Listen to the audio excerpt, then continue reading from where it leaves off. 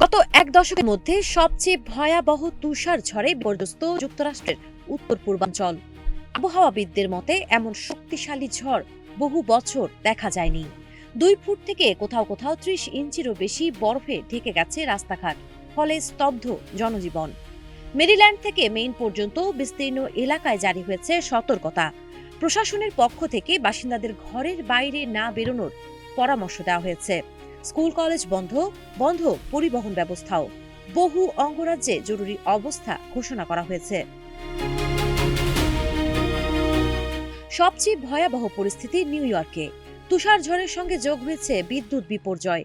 পাওয়ার outage .us এর তথ্য অনুযায়ী প্রায় 4.5 লক্ষ বাড়িতে বিদ্যুৎ সংযোগ বিচ্ছিন্ন। ফলে ঠান্ডার মধ্যে চরম দুর্ভোগে পড়েছেন বাসিন্দারা।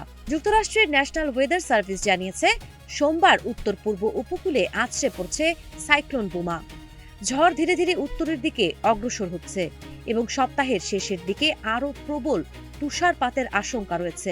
জীবন অবাক না করলে কে করবে? 28% মিল্ক ফ্যাটের অবাক করার সাথে ফ্রেশ মিল্ক পাউডার। জীবন অবাক করুক প্রতিদিন। বিমান পরিষেবাও মারাত্মকভাবে ক্ষতিগ্রস্ত।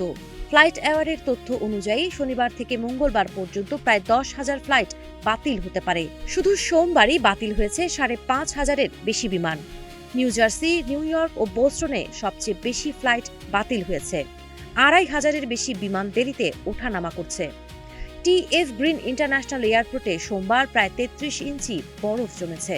বহু অঙ্গরাজ্যে রেল ও সড়ক পরিষেবাও সাময়িকভাবে বন্ধ রাখা হয়েছে। নিউ ইয়র্ক সিটি ও ফিলাডেলফিয়া সহ একাধিক শহরে জরুরি অবস্থা জারি রয়েছে।